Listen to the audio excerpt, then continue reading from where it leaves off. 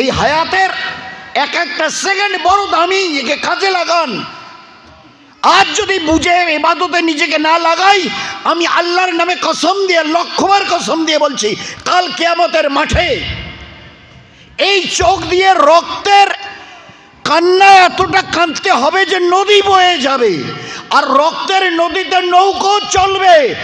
আপনার আমাদের আল্লাহ ওই দিন তিল পরিমাণ দয়া দেখাবেন না। আলহামদুলিল্লাহ রাব্বিল আলামিন ওয়াসসালাতু ওয়াসসালামু আলাইকা ইয়া সাইয়্যিদুল মুরসালিন। قال الله عز وجل فأعوذ بالله من الشيطان الرجيم بسم الله الرحمن الرحيم كنتم خير أمة أخرجت للناس تأمرون بالمعروف وتنهون عن المنكر وتؤمنون بالله صدق الله المولانا العظيم. قال النبي صلى الله عليه وسلم من أحب سنتي فقد أحبني ومن أحبني كان معي في الجنة أو كما قال عليه الصلاة والسلام. এই বাচ্চারা এই কথা বলিস ভাই, আর আমাদের মা বোনেরা, এসেছি এই শব্দটাও ভুল। কেউ আসেনি, পাঠানো হয়েছে। আমরা কেউ আসিনি, আমাদেরকে পাঠানো হয়েছে। পাঠানেওয়ালা একজন, তিনি পাঠিয়েছেন। আর এটা তার সম্পূর্ণটাই মেহেরবানি। এতে আমাদের কারো কোনো বাহাদুরি নেই, ক্রেডিট নেই। এই কথাটাকে ভালো করে বোঝাবার জন্যে লাখের ঊর্ধ্বে নবী এবং রসুলকে আল্লাহ পাক দুনিয়ায় পাঠিয়েছিলেন। ইনসান এ কথাটা ভালো করে বুঝিনি। যদি এই কথাটা সে ভালো করে না বুঝতে পারে, তো একটা কঠিন শব্দ আল্লাহ ব্যবহার করেছেন, যেটা বলতে নিজেদের বড্ড বিবেকে বাধে। কি বলেছেন আল্লাহ? এরা মানুষ নয় বরং জানোয়ার। যাদের বিবেক নেই, বিবেক মরে গেছে, নিজেকে বড় ইন্টেলেকচুয়াল মনে করে, actually they know nothing about their creator. আমরা কেউ আসিনি। There must be a creator who has been sent to all the peoples of this world. এই 800 কোটি লোকের একটা লোক বলতে পারবে না আল্লাহর এই জমিনে দাঁড়িয়ে আমি এসেছি। আমি তো দূরের কথা, আমার মা বাবাও জানতো না যে আমি আসব। তো এই যে একটা রং কনসেপশন, ভুল ধারণা, এটাকে শুধরাবার জন্যে যদি কেউ বলে আমি এসেছি, আপনি কদিন থাকবেন? উত্তর দিন। কেউ যদি বলি আমি এসেছি এই দুনিয়ায়, আমি এসেছি, আপনি কতদিন থাকবেন বলুন? We know nothing about that, কিচ্ছু জানি না। এটা তার মেহেরবানি যে তিনি আমাকে, আমরা যাতে গর্বিত না হই, দেমাক না দেখাই, অহংকারী না হই, এই জন্য সিস্টেমটাই তার বড় আজীব। পরিচয় করিয়েছেন আল্লাহ আমাদের সবার, মা বোনদের, আমরা পুরুষ আমাদের। খুলেকাল ইনসানু মিন নুতফা, you are a drop of a dirty fluid, nothing but it. You are a drop of a dirty fluid. আরে কি তুমি বাহাদুরি দেখাবে? তোমার পরিচয় তো এই, তুমি এক বিন্দু নাপাক দুর্গন্ধযুক্ত মনির ফোঁটা ছিলে। এর বাইরে আমাদের কারো কোনো পরিচয় নেই। কেউ একজন এমন আছে এই মজমায়, বুক ঠুকে বলতে পারবো আমি গোলাপ ফুলের বাগানে জন্ম নিয়েছি? বলুন না। বাহাদুরি করার মতো আমাদের কিছু নেই। এ আমাদের একটা ভুল ধারণা। পাঠিয়েছেন, ডাক আসবে, চলে যেতে হবে। যিনি পাঠিয়েছেন ডাক আসবে, এ আব্দুর রহিম আয়। তো এরকম কোনো পাওয়ার নেই তোমাদের কাছে, কোনো অ্যাটমিক তাকত যে ওই ব্যক্তির আশাকে তোমরা রুখে দাও। বলুন, এই আমরা সবাই নিঃশ্বাস নিচ্ছি, অক্সিজেন যাচ্ছে, তো যে মানুষটা মরে যায় ওর অক্সিজেনগুলো শেষ হলো নাকি? বলেন না, তাহলে মরল কেন? তো ডাক এলে চলে যেতে হবে, ডাক আসবে, শামসুন নাহার, ফাতেমা, জোহরা আয়। তো এই 800 কোটি লোক মিলে তাকে আটকাতে পারবে না। So try to remember it, must you have to go back, তোমাকে ফিরে যেতে হবে। সুম্মা এলাইনা তুরজাউন, you are bound to come back, তুমি আসতে বাধ্য। ফের এটাও জানো না তুমি কদিন থাকবে। এই যে হায়াত দেখছো না কত, বলে 20, তোমার 35, আপনি বলে 42, আপনার চাচা বলে 65। বলে এটা কি? বলে এটা আমার দান, আল্লাহ বুঝিয়েছেন, এটা তোমাদের কারো বাহাদুরি, এটা আমার দান। এই 20, 50, 60, 70 বছরের হায়াত আমি আমার ইজ্জতের, আমি আল্লাহ আমার ইজ্জতের কসম দিয়ে বলছি, এটা আমার মেহেরবানি, এই তোমাদের বাপকেলকের সম্পত্তি নয়। এটা যদি হতো আর তোমাদেরও যদি কিছু করার থাকতো, কোনোদিন শোনুনি দিনাটা সাব ডিভিশনের অমুকের বাচ্চা প্রসব হয়েছে, কিন্তু বাচ্চাটা পেটেই মরে গেছে, মরা বাচ্চা প্রসব হয়েছে, আমি তাকে এক ঝলক দুনিয়া দেখতে দেইনি। বলো কি অন্যায় করেছে বাচ্চাটা? হায়াত নিয়ে মায়ের পেট থেকে বেরিয়ে আসতে পারলো না। আমি তোমাকে হায়াত দিয়েছি, ইতরাইও না কেন? এ জওয়ানি ঢলবে, থাকবে না। এ জওয়ানিকে ধরে রাখবার ক্ষমতা তোমাদের নেই। On the day of resurrection there will be 4 questions. Second questions will be there, how did you pass the period of your youth? কিয়ামতের মাঠে 4টা প্রশ্ন করা হবে, each and everybody will be asked. একজন বাদ যাবে না, যে ভিখারি তাকেও জিজ্ঞাসা করা হবে, যিনি কুরসিতে বসে আছেন তাকেও জিজ্ঞাসা করা হবে। ওই দিন জবাব না দিয়ে কাউকে 1 ইঞ্চি নড়তে দেওয়া হবে না কিয়ামতের মাঠে। কতদিন দাঁড়াতে হবে? আল্লাহ কোরআনে কারিমে বলেছেন 50,000 বছর, যার একটা দিন দুনিয়ার 1000 বছরের সমান। ওই হিসাবে 50,000। আমাদের মা বোনেরাও একটু মেহরবানি করে চুপ করুন, ওর কথাগুলো শুনুন, হয়তো বা কাজ দেবে, হয়তো বা কাজ দেবে। এই দুনিয়ায় দিনের মজমা মজাক করবার জন্যে, গল্প করবার জন্য আনা হয়নি, আর আল্লাহ এই জন্য আনেননি। এটা আল্লাহ পাকের মেহেরবানি। হাজারো মা বোন এই দিনাটা এলাকায় আছে, তারা আসতে পারেনি, আল্লাহ আমাকে কিছু দেবেন বলে নিয়ে এসছে। আমি আসিনি, আমার আল্লাহ আমাকে নিয়ে এসছে। আল্লাহ রসুল বলতেন দিনের মজমায় এসে শুধু বসো, তোমার এই বসাটা এমন যে তোমার পিছনের সমস্ত গুনাহকে আমি আল্লাহ মাফ করে দেব। যতটা গুনাহ করেছো অতটা নেকি তোমাকে এর বদলা দিয়ে দেব। আমাদের বুঝে আসেনি। আর মা বোনদেরও বলি, আপনাদের কাছে আমাদের একটা বড় অনুরোধ, রিকোয়েস্ট, আপনারা মা বোনেরা একটু রত্ন প্রসব করেন, রত্ন, হীরা, হীরা। আপনাদের বাচ্চার জন্য হীরা হয়, রত্ন হয়, আর রত্ন আর হীরা প্রসবেনি মা আপনারা হন। আপনাদের দিল চায় না মা বোনদের? আল্লাহ 7 আসমান জমিনের বানানেওয়ালা, খালিক আর মালিক, নাম নিচ্ছে মেয়েদের আপনাদের। আব্দুল ওয়াহিদ শুনতে চাও তোমার বিবি জান্নাতে কে হবে? আমি আল্লাহ বলবো। আল্লাহ আপনাদের নাম নিয়ে পরিচয় করিয়েছেন। খালি একটু কটা দিন দুনিয়ার ইবাদত করে জীবনটাকে ধন্য করুন। গীবত, শিকায়েত, বহতান, বেপরদা এসব করতে যাবেন না, জীবন বরবাদ হয়ে যাবে। আমার এটা অনুরোধ, don't try to destroy your life. জীবনটাকে তছনছ করে শেষ করে দেবেন না। এই হায়াতের এক একটা সেকেন্ড বড় দামি, একে কাজে লাগান।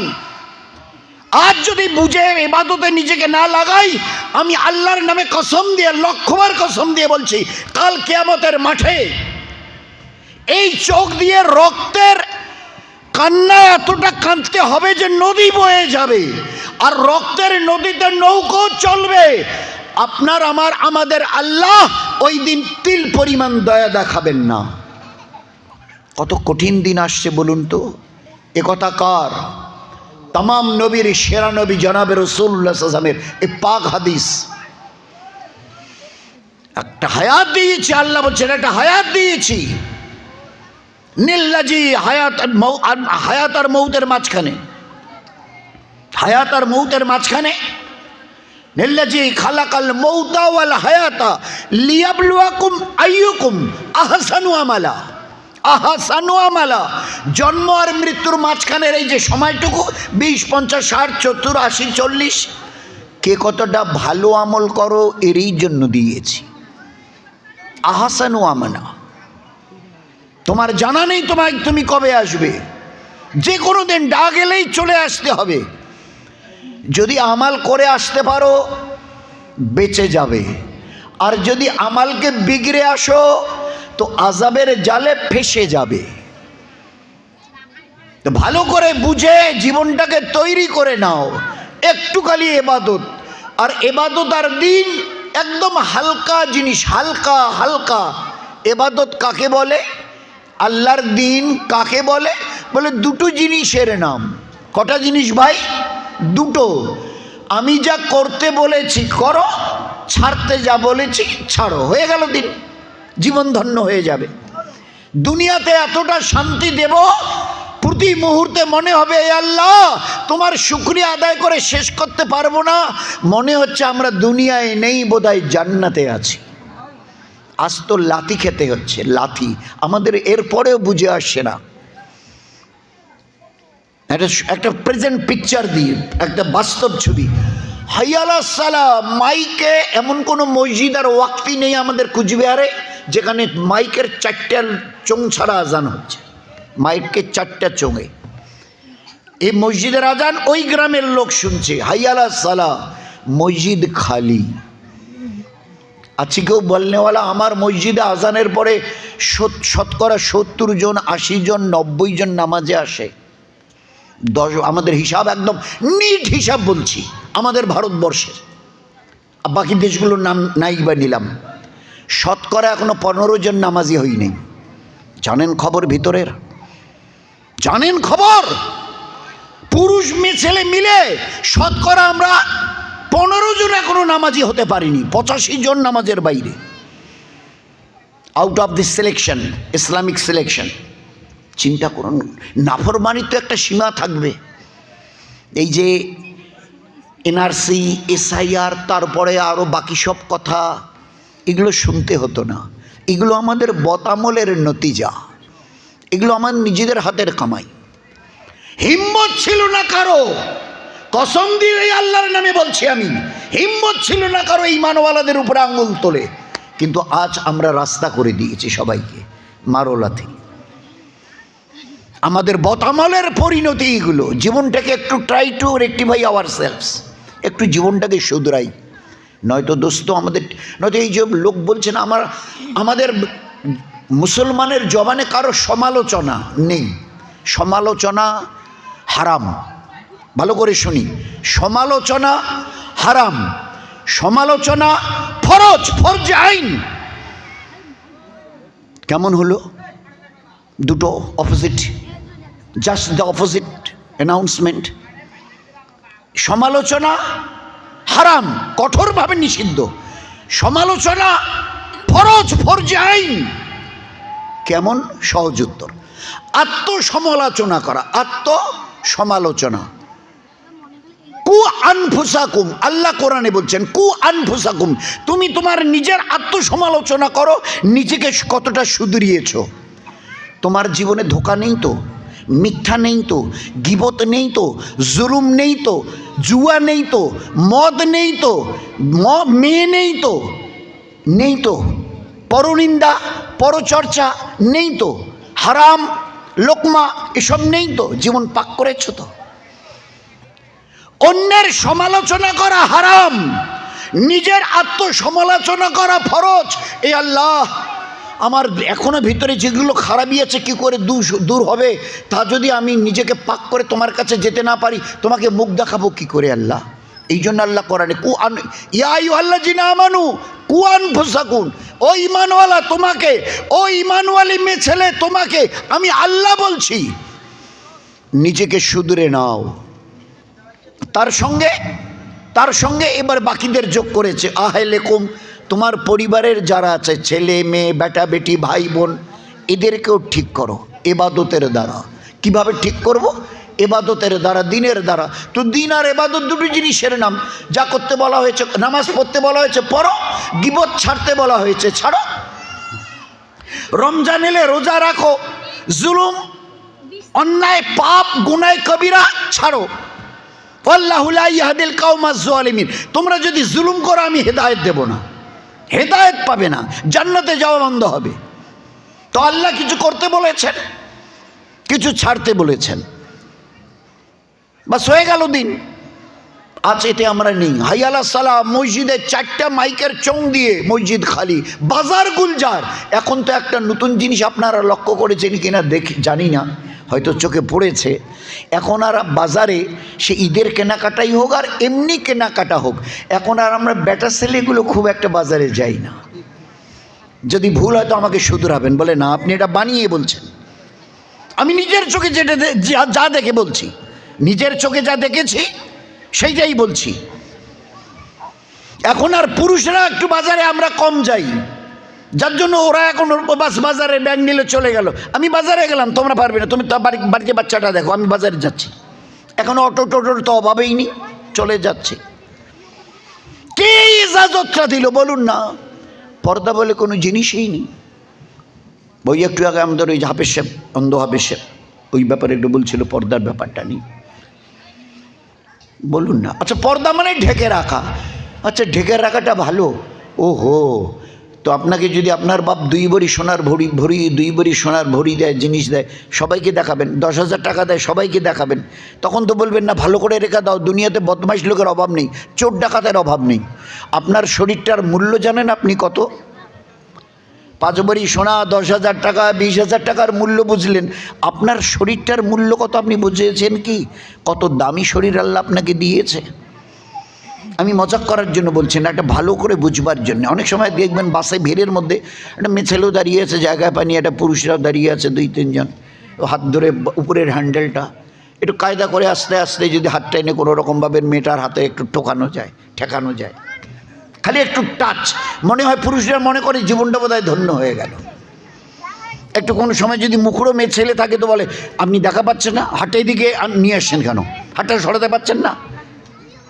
কোনো এরকম মুখরা মেয়ে ছেলে থাকলে বলে দিয়ে দেয় মুখের উপরে। আপনারা জানেন আপনাদের শরীরটার মূল্য কত?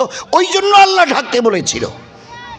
বলুন না, আপনাদের দিনটায় কোনো লোক যদি কলা ছিলে নিয়ে বাজারে বেচতে যায়, ও কলা কেউ কিনবে? কলা যদি কেউ ছিলে নিয়ে বাজারে বেচতে যায়, এক কথায় বলে দেবে তুমি এটাকে ছিলে এনেছো কেন, এতে ধুলোবালি পড়েনি, মাছি টেছি এটা ওটা পোকা টাকা কিছু পড়েনি, এতে ধুলোবালি পড়েনি কেন? তো আজকের আমাদের কুচবিহারে বলুন, দিনাটায় বলুন, পশ্চিমবঙ্গে মেয়েদের বিয়ে দিতে গেলে আজকের এখন আর 2-4 লক্ষ টাকা হয়ই না, 5-10 লাখ ছাড়া। বাইকের কথা তো আলোচনাই নেই, ওগুলো দিতেই হবে। বাকি ঘর সাজানো অমুক তমুক। যান না আরবে, মক্কায় মদিনায়, মেয়ের বাপের 5 টাকা নেই, ছেলের বাপ আপনি আমার ঘরের মেয়ে নিয়ে যাবেন তো, এই আমার ঘরের মেয়ে বাচ্চার খেলনা না, ওকে আমি বাইরে সবাইকে দেখাইনি, কোনো বদলোকের নজরে তাকে আমি পড়তে দেইনি। যেমন কলা ছিলেন যদি নিয়ে যাওয়া হয় তো সব ধুলোবালি পড়ে, পোকামাকড় মাছি টেছি পড়ে।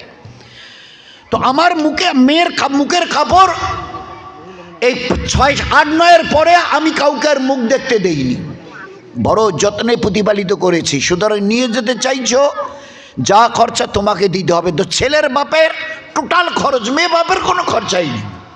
পুরো মক্কা মদিনায় আমরা ভালো করে যাচাই করে দেখেছি, Mecca Medina, Abu Dhabi, Qatar, Dubai. যে ভাই আপনাদের কি সিস্টেম, বলে হ্যাঁ this is the system in our Saudi Arab. আমাদের এখানে উল্টা, মেয়ের বাপ মাথা চুল করছে কেন ভাই, মুখটা তো এরকম কোনটা, মেয়েটার বিয়ে দেবো 8-10-15 লক্ষ টাকা মতো খরচা হবে দেখছি, এর নিচে হবে না। ওই জন্যে কারণ যেভাবে তাকে তৈরি করার কথা ছিল আমরা করতে পারিনি। যার জন্য আজকের এই দুরবস্থা, অবস্থা নয় দুরবস্থা চলছে একটা।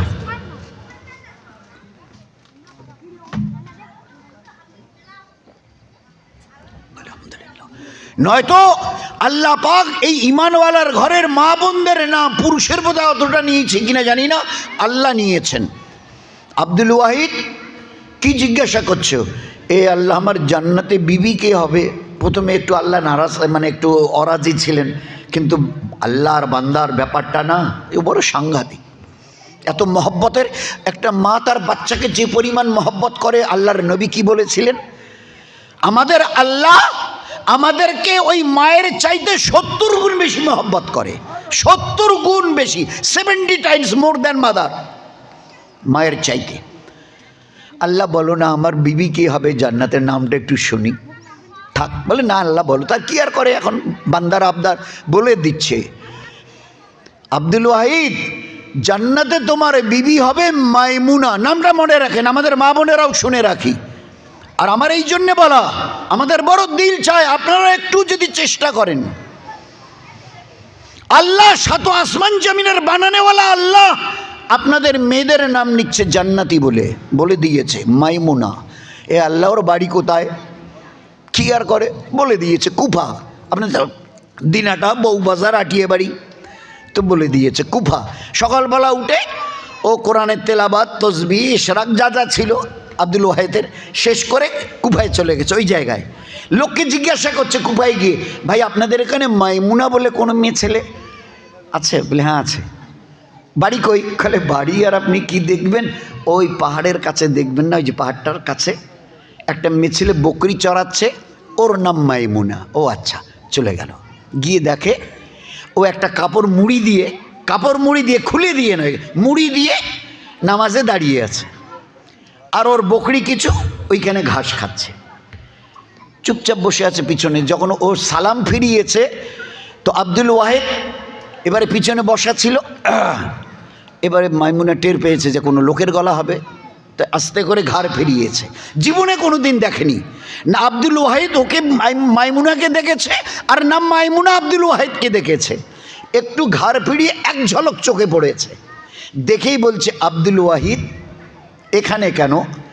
তোমার সাথে আমার সাক্ষাৎ মোলাকাত তো ইনশাআল্লাহ জান্নাতে হবে, বলে দিয়েছে। আব্দুল ওয়াহিদ নাম ধরে, তোমার সঙ্গে আমার মোলাকাত তো ইনশাআল্লাহ জান্নাতে হবে, এখানে কেন এসছো? বুঝতে পেরেছে আমি আল্লাহকে জিজ্ঞাসা করে নাম জেনেছি, আর একে আল্লাহ রোজে আজলে জানিয়ে দিয়েছে। আমার চাইতে কত এবাদতওয়ালি, এবারে চিন্তা করুন। তো এবারে বলছে মাইমুনা, আচ্ছা এই তোমার বকরির পালের সঙ্গে আমি অনেকক্ষণ আগে এসেছি, তো একটা জিনিস লক্ষ্য করছে, বকরির পালের সঙ্গে বকরিও যতগুলো, বাঘও অতগুলো, কিন্তু একটা বাঘকে আমি দেখি নাই এই বকরিকে হামলা করে। কারণটা? বলছে আব্দুল ওয়াহিদ এইসব অহেতুক কথা বলে সময় নষ্ট করো না, যাও যাও আল্লাহর ইবাদত করো, আল্লাহ হায়াতের এক একটা সেকেন্ড দিয়েছে, একে কাজে লাগাও, যাও যাও যাও, এসব আজে বাজে কথা বলে সময় নষ্ট করো না। বলে না মাইমুনা বাস তুমি উত্তরটা দিলেই আমি চলে যাব, কারণ এতগুলো বাঘ আর ওই এতগুলো বকরি, এতক্ষণে এই যে বাঘের সাইজ, এই বকরিকে এতক্ষণে মানে সব হজম করার কথা ছিল, কিন্তু একটা বাঘকে দেখিনি বকরিকে মানে ওইভাবে লোকমা বানাতে। উত্তরটা আমরাও শুনি, আমাদের মা বোনেরাও উত্তরটা শুনিনি, হয়তোবা কাজে লাগবে, হয়তোবা কাজে লাগবে। কি উত্তর দিয়েছে মাইমুনা? আব্দুল ওয়াহিদ আমি আমার ইবাদতের দ্বারা, নামাজ, রোজা, তসবিহ, তেলাওয়াত, পর্দা, পুশিদা, জবানের হেফাজত, গীবত, শেকায়েত, বহতান, চগল, এগুলোর থেকে নিজের জবানকে পাক রাখা, বাচ্চাদের তালিম, তরবিয়াত, এক কথায় আব্দুল ওয়াহিদ আমি আমার ইবাদতের দ্বারা আল্লাহর সঙ্গে সম্পর্ক ঠিক করে নিয়েছি। আমার আল্লাহ আমার বকরির সঙ্গে বাঘের সম্পর্ক ঠিক করে দিয়েছে, যার জন্য এতগুলো বাঘ একটা বকরিকে এখনো হামলা করেনি, আর করেও নি কোনো দিন, আমার নজরে পড়েনি। তো যদি এত বড় বাঘ একটা বকরিকে লোকমা না বানায়, সামনে পেয়েও তো আজ আমাদের উপরে লাল চোখ লোক দেখাচ্ছে কেন? তাহলে এবাদতে একটু গরমিল আছে, নিশ্চয়ই ইবাদতে কিছু ঘাটতি আছে, যার জন্য আজকের লাল চোখ আমাদের দেখতে হচ্ছে, নয়তো দেখতে হতো না। হ্যাঁ, আমি আর পরিষ্কার বাংলায়, একেবারে সহজ বাংলায় বলি, একটু নিজের গুনার উপরে তওবা করে সবাই আমরা একটু দুপোটা চোখের পানি ফেলে আল্লাহর দিকে ফিরে আসি। আল্লাহর জাতের আমি লক্ষবার কসম খেয়ে বলছি, চিউটি থেকে জিব্রাইল কুল মখলুক আমাদের গোলামি করতে বাধ্য হবে। চিউটি থেকে জিব্রাইল, যার 600 ডানার একটা ডানা যদি এইদিকে ফেলে দেয় তো গোটা দুনিয়ায় অমাবস্যার অন্ধকার নেমে আসবে। তো চিউটি থেকে জিব্রাইল কুল মখলুক আমাদের গোলামি করতে বাধ্য হবে। একটু যদি নিজের গুনার উপরে অনুতপ্ত হয়ে তওবা করে আল্লাহর ইবাদতের দিকে ঝুঁকি, হচ্ছে না। আমরা নিজের ইচ্ছায় করছি না। মসজিদ বিরান, বাজার গুলজার, তাসের আড্ডা, হে হো, কত কিভাবে জীবনটাকে শেষ করে দিচ্ছে চিন্তা করেন। ফিরে যেতে হবে না? আল্লাহ কোরআনে কারিমে কত সহজভাবে আমি মানুষকে, জিন জাতিকে, ওমা খালাকতুল জিন্না ওয়াল ইনসা ইল্লা লিয়াবুদুন, একমাত্র আমার ইবাদতের এই জন্য তোমাদের মানুষ করে পাঠিয়েছি, অন্য কোনো উদ্দেশ্য নেই। কত ক্লিয়ার, ক্লিন কাট কথা। শুধু জাস্ট একটু বুঝবার চেষ্টা কর। আমি একমাত্র আমার ইবাদতের জন্যে। আমাদেরকে নাকি শুধু ইবাদত, আমরা কি ধরে নিয়েছি নামাজ, রোজা, হজ, জাকাত, তসবিহ, তেলাওয়াত, মসজিদ, মাদ্রাসা, এগুলো ইবাদত। আমাদের খাওয়াটা, আমাদের ঘুমানোটা, আমাদের পেশাব পায়খানাটা, আমাদের হাঁটা চলাটা, আমাদের চুলচিরুনিটা, আমাদের হাত পায়ের নখ কাটাটা, আমাদের মুখের ছাপ ফেলাটা, এগুলো কি তাহলে? বলুন না, আমাকে একটা শব্দ খালি বলেন তো, এইটা আমাদের জন্য আল্লাহ ইবাদত করেনি? বলুন। আমাদের 24 ঘন্টার জন্ম থেকে মৃত্যু, আর প্রতিদিনের রাত 12 আর দিন 12, এই 24 ঘন্টার একটা কাজের কথা আমাকে বলুন, এই কাজটা আল্লাহ আমাদের ইবাদত করেনি? যদি এরকম থেকে থাকে তো আমাকে বলেন, তাহলে আমরা নাউজুবিল্লাহ আল্লাহকে বলবো, আল্লাহ আপনি মিথ্যা কথা বলেছেন। তিনি বলেছেন একমাত্র ইবাদতের জন্যে। আমার পায়ের নখটা, পায়ের নখ, হাতের কটা আছে, এটা উপরে দামি মুসাফা করি, এটা দিয়ে তো আর মুসাফা হয় না। তো আমার পায়ের নখ কাটাটা ইবাদত। নামাজ পড়লে, রমজানে রোজা রাখলে, কোরআন শরীফ তেলাওয়াত করলে যেভাবে ইবাদতের সব আল্লাহ দান, আমি আল্লাহর পেয়ারা বান্দা, পেয়ারি বান্দি, নবীর উম্মত, নবীর উম্মতিয়া, আমি যদি সুন্নত তরিকায় আমার পায়ের নখ কাটি, আমার আল্লাহ আমাকে ইবাদতের সব দিতে চেয়েছেন। আমার মুখের ছাপ ফেলা, ছাপ, থুতু, এটা ইবাদত। নবীর সুন্নত তরিকায় ফেলতে শিখি, জানতে হবে না কিভাবে জীবনটাকে শেষ করছি। আল্লাহ তো বলে দিয়েছে। এ আমার পেয়ারা নবী বলে দাও, ইন কুনতুম তুহিব্বুনা আল্লাহ, এরা যদি আমার সঙ্গে সম্পর্ক করতে চায়, আমার সঙ্গে মহব্বত করতে চায়, ইন কুনতুম তুহিব্বুনা আল্লাহ, আমার সঙ্গে মহব্বত করতে চায়, আমার বান্দা, আমার বান্দি, ফাত্তাবিউনি, তোমাকে দেখে যেন চলে। এ আমার পেয়ারা নবী তোমাকে দেখে যেন চলে। তুমি কিভাবে কোন আমলটা কি করে করেছো, এরা দেখে যেন সেইভাবে করে। ইহুবেব কুমুল্লাহ, যদি তোমার সুন্নত তরিকায় এরা চলে, আমি কথা দিলাম আমি এদেরকে মহব্বত করব। ওরা আমার সঙ্গে মহব্বত করতে চায়, তো আমি কথা দিচ্ছি ইহুবেব কুমুল্লাহ, আমি আল্লাহ ওদের মহব্বত করব। ইয়াক ফেরলাকুম জুনুবাকুম, আমি পিছনের জীবনের ওদের সমস্ত গুনাহ মাফ করে দেব। সুবহানাল্লাহ। শুধু যদি তোমাকে দেখে চলে। জুতোটা পায়ে আয়েশা, আল্লাহ রসুল তার নিজের বিবি, আমাদের মা, সবার মা, উম্মাহাতুল মুমিনিন, জিজ্ঞাসা করছে, আয়েশা জুতো কি করে পায়ে দিলে ইবাদত হয় তুমি শিখেছো? শিখেছি। আচ্ছা, কি করে জুতো খুললে ইবাদতের সওয়াব পাওয়া যায়? শিখেছো? শিখেছি। আয়েশা, কখনো যদি জুতো হাতে করে নিয়ে কোথাও একটু নিয়ে যেতে হয়, তো কি করে নিয়ে যেতে হবে? নিয়ে গেলে, হাতে করে নিয়ে গেলে জুতো দুটো ইবাদত হবে, শিখেছ? আল্লাহ রসুল ওটা তো শেখা হয়নি। আল্লাহর নবী সাল্লাল্লাহু আলাইহি ওয়াসাল্লাম সঙ্গে সঙ্গে জুতো দুটো নিয়ে, এই নিচটা আর কি, নিচের দিকটা একখানে করে একটু অল্প একটু ঝাড়া দিয়ে এবারে বললেন, আয়েশা এইভাবে ধরো, বাঁ হাত দিয়ে এইভাবে ধরো, এই দুটো আঙ্গুল এই দিকে, একটা আঙ্গুল এই দিকে ধরো, তুমি জুতো এইভাবে বাঁ হাতে এইভাবে ধরে যতক্ষণ নিয়ে যাবে অতক্ষণ আল্লাহ তোমাকে ইবাদতের সওয়াব দেবেন। বলুন বলুন, আমাদের জন্য পেশাব পায়খানা, মলমূত্র ত্যাগ করা, এটাও ইবাদত। কোন কাজটা আল্লাহ, আমাদের মা বোনেরা বাড়ি ঝাড়ু দেয় বলে ইবাদত, রান্না করে বলে ইবাদত, চুল চিরুনি করে বলে ইবাদত। জীবনের এমন কোনো কাজ নেই পায়ের নখ থেকে মাথার চুল পর্যন্ত চুল চিরুনি ইবাদত। আল্লাহর নবী একটা মেয়েকে ওরকম করতে দেখে বললেন তুমি এরকম করিও না। কি করছিল? চুলগুলোকে, অনেক সময় দেখবেন মেয়েরা গোসলের পরে না এই মাথার চুলগুলোকে এইভাবে উপরের দিকে উটের কুজের মতো করে এইভাবে পেঁচিয়ে দিয়ে রাখে। আল্লাহর নবী বলছে খবরদার, এ আমার উম্মতের মা বোন, উটের কুজের মতো করে মাথার চুল মাথার উপরের দিকে বাঁধিও না, এটা কেয়ামতের আলামত। তুমি একটা দুইটা চারটে বেনি করে এই পাশে খোপা করো, পাশে খোপা করো, পিছনে খোপা করো, কোনো অসুবিধা নেই, কিন্তু মাথার চুলকে কখনো উটের কুজের মতো করে মাথার উপরে সিধা উপরে খাড়া করে ওইভাবে বেঁধে রাখিও না, এটা কেয়ামতের আলামত, এটা সুন্নতের খেলাফ। তো আমাদের জীবনের এমন কোনো কাজ নেই যে কাজটাকে আল্লাহ ইবাদত করেনি। দুর্ভাগ্য আমাদের, না জানার চেষ্টা করেছি না ওইভাবে চলেছি। বলুন তো আল্লাহ নাম বলছে মাইমুনা, আল্লাহ সাত আসমান জমিনের বানানোওয়ালা। আল্লাহ রসুল কি করলেন? উনিও নাম বলছে। মসজিদে নববীতে সাহাবাদেরকে সামনে নিয়ে দিনের কথা বলছে, বলতে বলতে আল্লাহ রসুল বললেন এ আমার সাথীরা জান্নাতি মেয়ে দেখবে, জান্নাতি মেয়ে ছেলে দেখবে, জান্নাতি মেয়ে ছেলে। আল্লাহ রসুল কই কই? বল এই যে রাস্তা দিয়ে একটা মেয়ে ছেলে যাচ্ছে না, এ জান্নাতি। আল্লাহ রসুল কি নামের? বলে উম্মে আয়মান। কি নাম ভাই? কি নাম বললাম? মা বোনেরাও শুনুন, আল্লাহর নবী বলছে ওই যে রাস্তা দিয়ে যাচ্ছে একটা মেয়ে, এই জান্নাতি। কি নাম? আল্লাহ রসুল বলছে এর মেয়ে ছেলেটার নাম উম্মে আয়মান রাদিয়াল্লাহু আনহা, উম্মে আয়মান। আচ্ছা এ কী করে জান্নাতি হলো? আল্লাহ রসুল বলে শুনবে? আচ্ছা একটা শোনাই। আল্লাহ রসুল বলেন একটা শোনাই। এই মক্কা মদিনার এই গরমে আল্লাহর জাহান্নামের আযাবের ভয়ে 365টা দিনের 5 দিন রোজা রাখা হারাম। 2 ঈদ আর বকরিদের পরে 3 দিন, 5 দিন রোজা রাখা হারাম।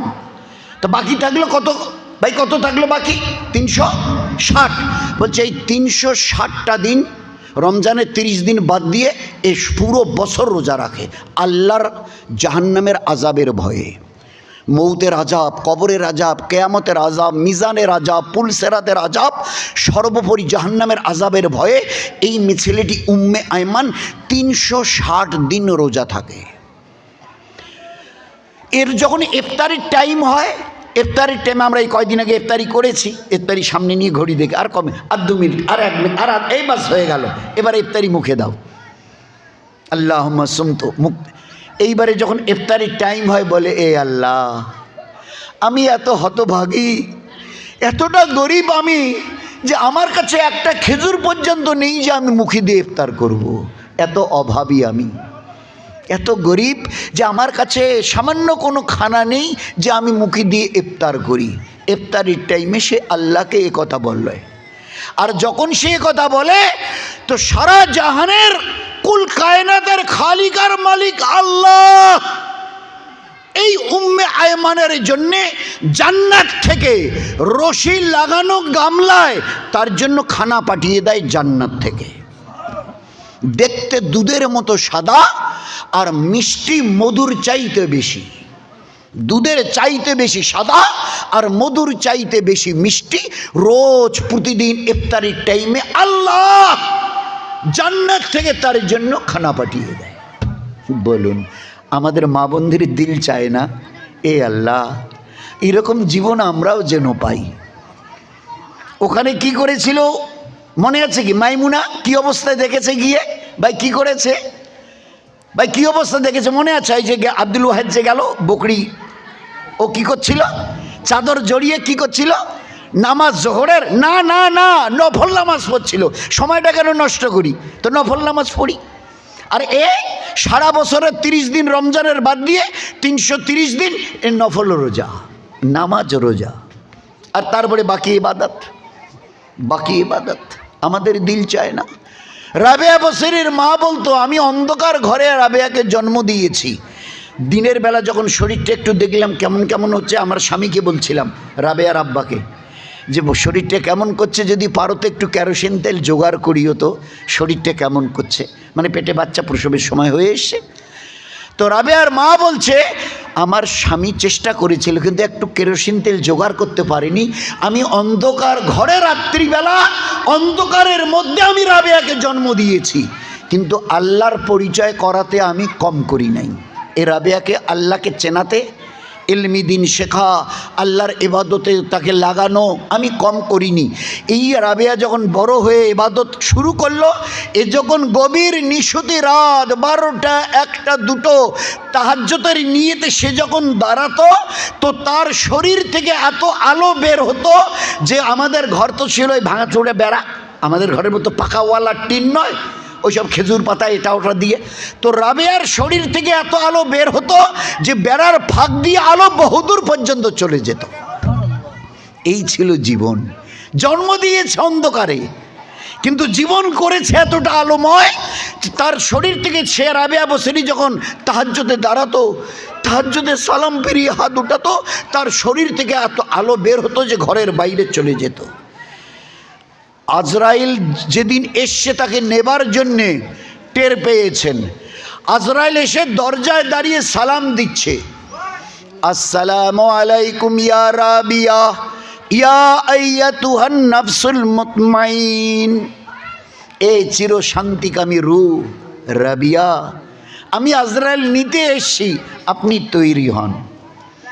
বুঝতে পেরে কাছে যে মেয়েটা থাকতো তাকে বলছে, তুই একটু বাইরে যা, আমার সাথে বোধহয় কেউ দেখা করার জন্য বোধহয় কেউ আসবে। আর একটা কথা শোন, আমি যদি এসে দেখিস আমি মারা গেছি, তো বাজার থেকে যেন নতুন কাপড় কিনে এনে আমাকে কাফন দেয়া না হয়। আমি যে কাপড়টা পরে তাহাজ্জুদ পড়তাম ওইটা দিয়ে যেন আমাকে কাফন দিয়ে কবরে রাখা হয়। সংক্ষেপে বলি, তাই করা হলো। দিনের বেলা কবর দেওয়া হলো। এবারে পরের দিন মেয়েটা কাছেই থাকতো, সবসময় খেদমত করতো। তো রাত্রিবেলা কাঁদতে ঘুমিয়ে গেছে। খবের মধ্যে দেখে রাবেয়া, দেখে বলছে, আম্মা আপনি কেমন আছেন, কোথায় আছেন? তো বলে, আমার আল্লাহ আমাকে জান্নাতের বাগানে রেখে দিয়েছে। রাবেয়া উত্তর দিয়েছে। ওই খাদেমা মেয়ের ছেলেটি যে তার খেদমত করতো কাঁদতে ঘুমিয়ে গেছে। খবের মধ্যে দেখে বলছে, আম্মা আপনি কেমন আছেন, কোথায় আছেন? বলে, আমার আল্লাহ আমাকে জান্নাতে রেখে দিয়েছে। আম্মা আপনাকে যে পুরানা কাপড়টা দিয়ে কাফন দেওয়া হয়েছিল সেটা কই, আর এক পরনে যেটা কাপড় এটা আপনি পেলেন কই? তো বললো যে আল্লাহ পাক ফেরেশতাকে দিয়ে আমার ওই পুরনো কাপড়টা, তাহাজ্জুদ পরা কাপড়টা আমার নামায়ে আমলের সঙ্গে ভাঁজ করে রেখে দিয়েছে। কিয়ামতের দিন নামায়ে আমলে ওইটা নেকির পাল্লায় তুলে দিয়ে ওজন করা হবে, আর ওইটাকে ওর বদলে আল্লাহ আমাকে জান্নাতি রেশমি কাপড় আল্লাহ পরিয়ে দিয়েছে। এই ছিল জীবন আমাদের। আমাদের বড্ড দিল চায় আমাদের মায়েরা একটু দিনদার হন। আপনাদের এক একজন মা আমাদের কাছে হীরা প্রসব করবেন, হীরা রত্ন। 4 বছরের বাচ্চা, বেটা ইলমি দিন শিখবি না? হ্যাঁ মা শিখবো। তো কেতাব দাও, তো দিয়েছে। আমি যে মাদ্রাসায় যাব তো খাবো না, খেতে দাও। তো বলে, আমি তোর আল্লাহ নাকি, আমাকে কেন বলছিস? আল্লাহকে বল, আল্লাহ রাজ্জাক তাকে বল। বাচ্চা বুঝতে পেরেছে, 4 4.5 বছরের বাচ্চা বুঝতে পেরেছে। মা যেভাবে আত্মায়িততে বসে হাত তুলে, এ আল্লাহ আমি মাদ্রাসায় যাব, আমাকে খেতে দাও। মা তাড়াতাড়ি করে প্লেটে খানা এনে পিছনে রেখে দেয়। এই বেটা এই দেখ, ঘুরে দেখ, আল্লাহ খানা দিয়েছে। এবারে ঘুরে দেখ, হ্যাঁ খেয়ে মাদ্রাসায় ছুটি হয়। বিকালবেলা বাড়ি আসে, কেতাব রেখে, আম্মা আম্মা। হ্যাঁ কেন বলছি বল? আম্মা আমি মাদ্রাসা থেকে এসছি, আমাকে খেতে দাও। বলে, আবার আমাকে কেন বলছিস? আল্লাহকে বল, আল্লাহ রাজ্জাক, উনি খানা দেনেওয়ালা, রুজি দেনেওয়ালা। আবার ওই আল্লাহ আমি মাদ্রাসা থেকে এসছি, খিদে পেয়েছে, খেতে দাও। মা তাড়াতাড়ি করে খানা এনে পিছনে রেখে দেয়। এই বেটা এই দেখ, আল্লাহ খানা পাঠিয়েছে, খা, খেয়ে নেয়। চলছে। একদিন বাচ্চা মাদ্রাসায় গেছে, মা জানে বিকালবেলা 4টার দিকে আসবে, 3:30 4টার দিকে মাদ্রাসা ছুটি হয়। তো আমার ওই পাশের বাড়িতে একটু কাজ আছে, পড়োশের বাড়িতে। তো এই এখন তাড়াতাড়ি করে গিয়ে কাজটা সেরে চলে আসি। বেটা তো বিকেলে আসবে এখন। এবারে 12টা 11টা 12টার দিকে বাচ্চা মাদ্রাসায় চলে গেছে, পাশের বাড়িতে চলে গেছে। আল্লাহর কি ইচ্ছা ছিল, মাদ্রাসা তাড়াতাড়ি ছুটি হয়েছে। এবারে বাড়িতে এসে আম্মি, তো বাড়িতে তো আম্মা নেই, ও তো পাশের বাড়িতে গেছে, কি কাজ আছে তার জন্যে। 2-3 বার ডাকার পরে ভাবছে যে আর আম্মাকে ডেকেই বা কী হবে, ওই তো ওই কথাই বলবে, আমাকে কেন বলছিস, আল্লাহকে বল। এইবারে হামাগুড়ি দিয়ে আত্মাই শুরুতে বসে বলছে, আল্লাহ আমি মাদ্রাসা থেকে এসি, খিদে পেয়েছে, খেতে দাও। যেরকম 1-2 বার বলে বলার পরে ওই মা এবারে বলে দেয়, দেখিয়ে দেয় যে পেছনে দেখ। এক দুইবার বলার পরে ঘাড় ফিরিয়েছে। এবারে ঘাড় ফিরিয়ে দেখে একটা থালায় খানা ভরে আছে, একটা থালায় খানা ভরে আছে। মজা সে খেয়ে ঘর থেকে বেরিয়ে চলে গেছে। মাও বাড়ির থেকে কাজ সেরে বাড়ি চলে এসছে। বাড়ির বাইরে মা আর বেটাতে দেখা হয়েছে। মা দেখে বলছে, বেটা কখন এলি? আমি একটু আগে এলাম। তা এলি তো আমাকে ডাকলি না? বলে, তোমাকে ডাকলাম তুমি তো শুনলে না। তো মা এবারে বলছে, বেটা খাবি না? আয় আয়, খাবি না? আয়।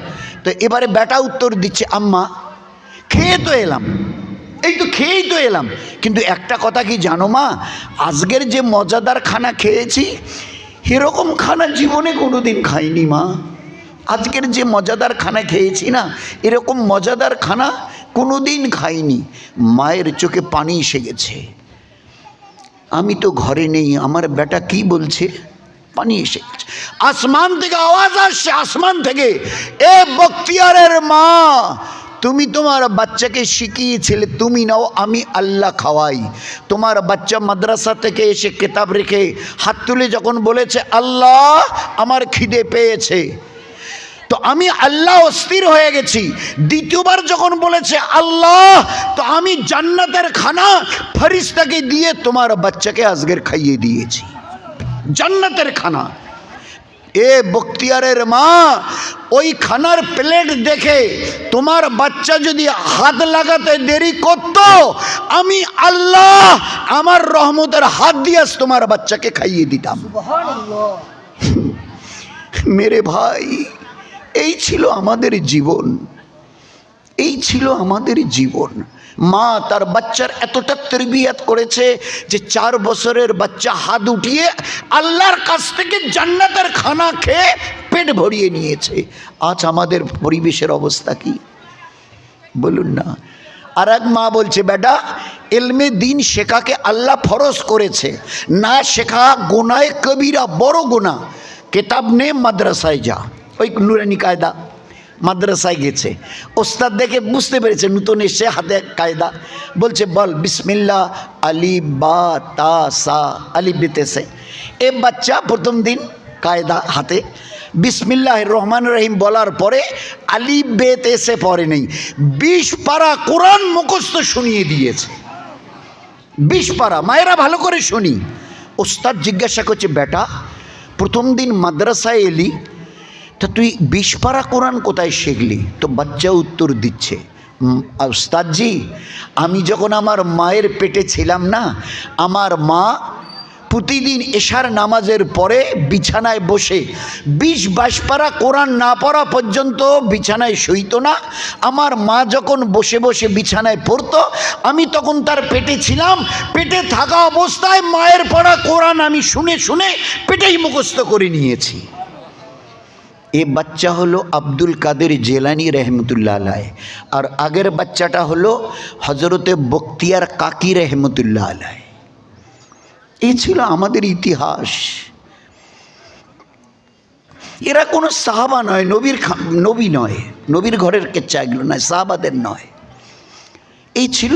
এই জন্য মেরে ভাই, আমাদের মা বোনেরা জীবনটাকে একটু নামাজের দ্বারা, তেলাওয়াতের দ্বারা, তসবির দ্বারা, আপনাদের হালকার জিম্মেদাররা আগামী শুক্রবার, এই শনিবারে তো ঈদ হলো, শনিবার পরশু দিন, তো এই শুক্রবারে যখন আসবে না, আমার কাছে গেলেই আমরা জিজ্ঞাসা করব, ভাই আপনাদের ফকিটেরি হালকা, পাহাড়গঞ্জ হালকা, পাটসারা হালকা, কী বলে দেওয়ানহাট হালকা, ভেটাগুড়ি হালকার সাথীরা আপনারা বলুন যে কোন আপনাদের হালকার কতজন মা বোন 4 খতম, 5 খতম, 8 খতম, 10 খতম দিয়েছে শোনান। এটা প্রতিবারই জিজ্ঞাসা করা হয়, এইবারও জিজ্ঞাসা করা হবে। গত শনিবারের দিন ঈদ হয়েছে, আমাদের ব্লকের দিন ছিল মাথা ভাঙার হালকার দিন। তো এক তো ঈদ, আর আসরের আগের থেকে এত জোর বৃষ্টি, একেবারে ব্লক খালি, নত 1100, 1200, 1300, 1500 করে লোক প্রতি শনিবারে ব্লকে আসে। একেবারে এই দিন ওই বোধ হয় 47-48 জন লোক এসছে, 50-এর মতো। বৃষ্টি আর ঈদের দিন যাবৎ খাওয়া খাওয়ি, আর তারপরে ফের আবার প্রচণ্ড বৃষ্টি আসতেই পারে না। তবু আমরা একটু হিসাব নিলাম, ভাই কাদের কাদের মা বোন, 5 জনের হিসাব দেবেন। মা বোন বিবি বেটি বৌমা, মা বোন বিবি বেটি বৌমা কয় খতম করেছে? 3 খতমের উপরে কারা কারা করেছে হিসাব দেন। তো এক এক করে শোনানো শুরু, লোকই ওই 50-52 জন। তো প্রায় 32-33 জনের ঘরের খবর এলো। এক দুই খতম যারা দিয়েছে তাদেরটা লেখা হয়নি, 3 খতমের উপরে যারা দিয়েছে প্রায় 38 না 39 জনের খবর শোনালো। আমার বিবি 5 খতম দিয়েছে, আমার বৌমা 4 খতম দিয়েছে, আমার মেয়েটা 10 খতম দিয়েছে। শোনাতে শফিকুল বলল, শফিকুল নামটা মনে রাখেন, শফিকুল ওই মাথাভাঙা যারা গেছেন শীতাই মোড়টা, শীতলকুচির রাস্তা, একটা এইদিকে গেল একটা কুচবিহার এলো, মোড়টাকে বলা হয় শীতাই মোড়ে শফিকুলের বেটি 13 বছর বয়স। ও দাঁড়িয়ে বলল আমার মেয়েটা 13 বছর বয়স, ও 23 খতম দিয়েছে। 23 খতম, এই গত শনিবারের খবর শোনাচ্ছি। আর একজনের বাড়ির খবর আমাদের এই শিবপুর, শীতলকুচি যেতে শিবপুর ডাকালিরহাট গ্রামের মৌলানা আয়ুব ভাই, অল্প বয়সের মৌলানা। এখন উনি 1 বছরের জামাতে আজকের দিল্লি মার্কাজ থেকে পরশুদিন মেওয়াতে গেছে, 1 বছরের সময় নিয়ে। তার এই বিবি, 2টা ছোট বাচ্চা, একটা 3 বছর আর একটা 5 বছর, 3 বছরের কম। আমি বাড়ি গেছিলাম তো বাচ্চা 2টাকে একটু কাছে নিয়ে একটু আদর টাদর করলাম। যাই হোক, তার বিবিকে আমি একটু পর্দার সঙ্গে কায়দা করে জেনে নিলাম এ পর্যন্ত কত খতম হলো। উত্তরটা ভালো করে শুনিনি, মা বোনেরা শোনেন। বলছে যে ও তো বাড়িতেই নেই, মানে স্বামী ও তো বাড়িতেই নেই, আজকে 3 মাস হলো আল্লাহ রাস্তায় বেরিয়ে চলে গেছে। রমজানে ওই বাচ্চা 2টিকে সামলাতে হয়, রান্নাবান্না এটা ওটা, বেশি পড়তে পারিনি। 27 খতম দিয়েছি, 27 খতম 30 দিনে 27 খতম দিয়েছে। আপনাদের কাছ থেকেও জানতে চাওয়া হবে, মায়েরা বোনেরা তৈরি থাকুন। শুক্রবার, সামনের শুক্রবারে মার্কাজে জিজ্ঞাসা করা হবে। তো আমি মৌলানা আয়ুব, ওনার নাম আয়ুব, ওনার বিবিকে বললাম আমার একটা অনুরোধ রাখবেন। হ্যাঁ আমি সাহেব বলেন।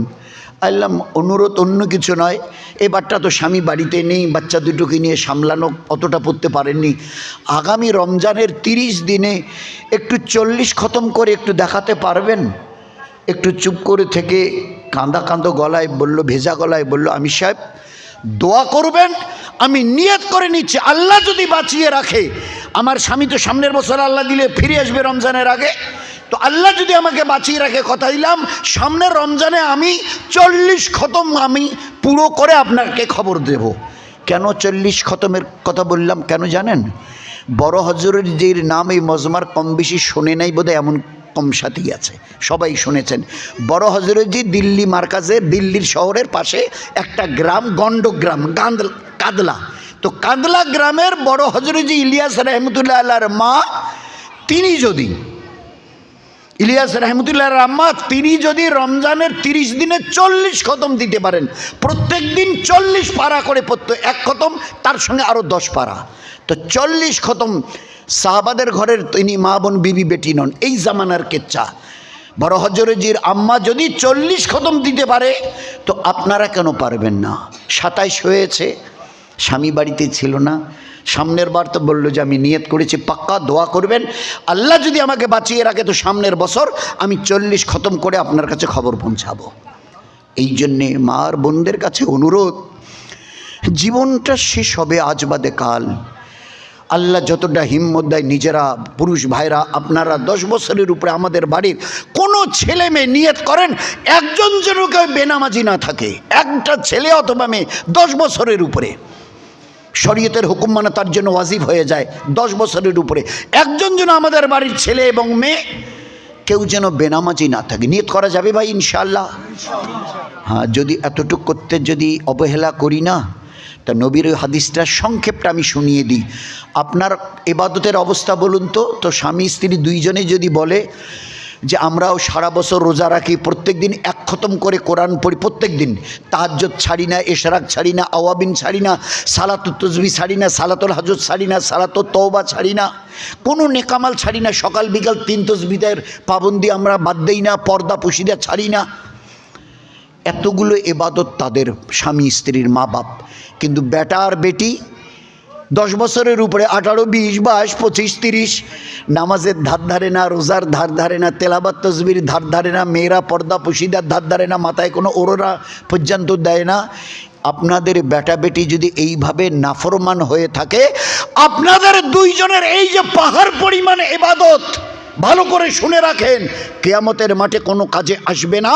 হয় এদেরকে দুনিয়াতে বাঁচা অবস্থায় ফেরান দিনের দিকে, যদি না ফেরান আপনাদের দুইজন মা আর বাপ, স্বামী আর স্ত্রী দুইজনকে এই বেটা বেটি হাত ধরে দয়ার নবী বলেছেন তোমাদেরকে জাহান্নামে নিয়ে যাবে। আল্লাহ যেন আমাদের হেফাজত করেন। 10 বছরের উপরে আমাদের ঘরের কোনো ছেলে আর মেয়ে যেন কেউ বেনামাজি না থাকে। চেষ্টা করব ভাই ইনশাআল্লাহ। এই জন্য জীবনটাকে আল্লাহর হুকুমের উপরে, নবীর সুন্নত তরিকার উপরে চেষ্টা করি। আল্লাহ কোন দিন কার হায়াত শেষ করে দিবে জানি না।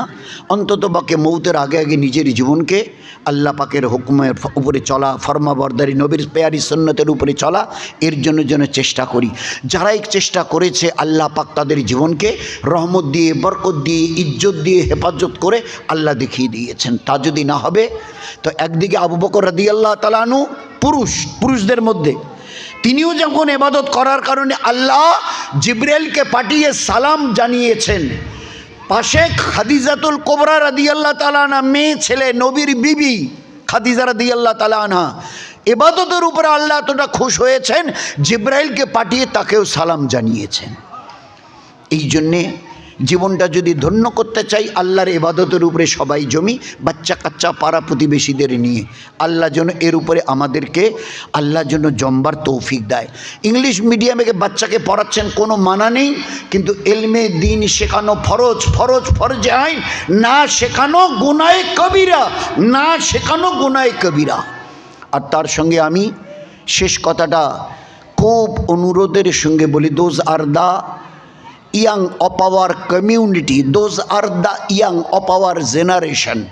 18, 20, 22, 25 জওয়ানিতে টকবক করছে আমার সময়টা, আমি যেন এই সময়ে বেসাহারা না হই। আল্লাহ দেখছেন, শুধু দেখছেন না, আপনার আমার আমাদের each and everybody of this world, সারা বিশ্বের এমন কোনো মানুষ নেই যে মায়ের পেট থেকে জন্মিয়েছে আর জন্মাবার সঙ্গে সঙ্গে তার 2 কাঁধে 2টা সিসিটিভি আমি বসাই নেই, এরকম 800 কোটির একটা লোক দেখাতে পারবে না। সিসিটিভি তো তোমরা সেদিন আবিষ্কার করলে, সব জায়গায় দেখবেন, স্কুল, কলেজ, কোর্ট কাছারি, বিডিও, এসডিও, বাসে, ট্রেনে, ট্রামে, চায়ের দোকানে, মিষ্টির দোকানে, কাপড়ের দোকানে, রাস্তায় ঘাটে সিসিটিভি। কি করছেন না করছেন সব ক্যাসেট হচ্ছে। আমার আল্লাহ 1400 বছর আগে জানিয়ে দিয়েছে, কিরামান কাতিবিনা ইয়ালামুনা মা তাফালুন।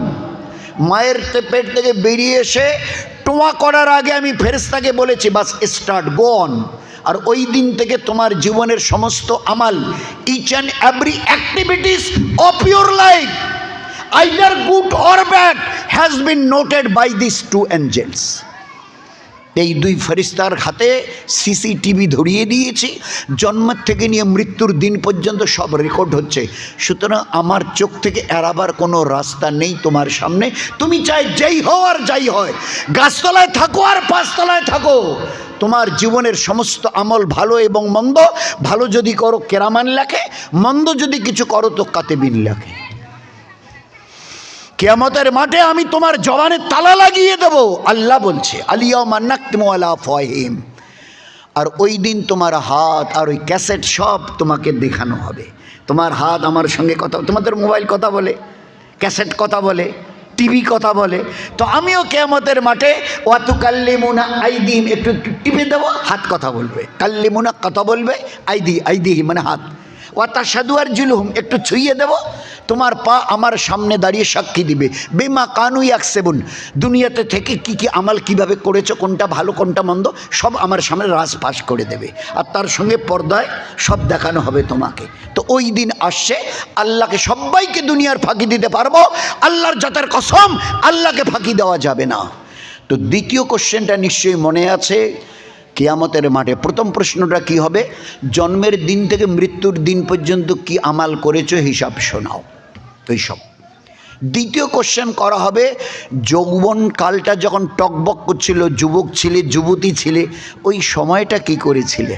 তো এই কথার উত্তর তো এক কথাই হয়ে যায়, এই আল্লাহ জন্মের থেকে মৃত্যু অবধি সারা জীবনের আমালের খবর তো শুনলেন, তো জওয়ানির খবরটা আবার আলাদা করে বলে, হ্যাঁ এটার গুরুত্ব আমার কাছে অনেক বেশি। এই জন্য আল্লাহর নবী ওই যে হাদিসে 7 শ্রেণীর লোককে কিয়ামতের মাঠে হাসরের ময়দানে আমাদের কাছে বড় মজাক মনে হচ্ছে। কত বলেন, কত হালকায় আমি বলছি, কত হালকাভাবে আপনারা শুনছেন। এটা এত সহজ নয়। আল্লাহ রসুল, শেষ করছি, আল্লাহ রসুল এবং মা আয়েশা বিবি, স্বামী স্ত্রী দুইজনে বিছানায় শুয়ে আছে।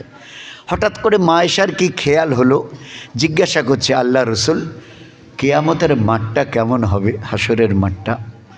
তো যেই না এই কথা বলা, আল্লাহর নবী হেঁচকি মেরেছে, হেঁচকি উঠে শুয়েছিল, বসে গেছে, চোখে পানি এসেছে। আয়েশা রাদিয়াল্লাহু আনহা, আয়েশা এই অসময়ে তুমি আমাকে কেন কিয়ামতের কথা জিজ্ঞাসা করলে?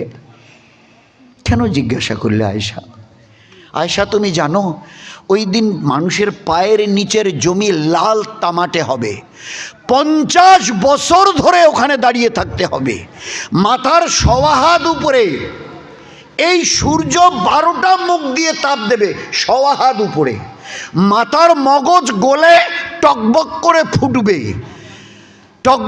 ফুটবে, আর ওই অবস্থায় সারা জীবনের হিসাব শোনাতে হবে। আয়েশা জানো মাঠটা কেমন হবে? একজন মা পেটে বাচ্চা নিয়ে কিয়ামতের মাঠে দাঁড়াবে, আর দাঁড়াবার পরেও ওই আযাবের ওই অবস্থা দেখে জাহান্নামের আযাবের আওয়াজ শোনানো হবে।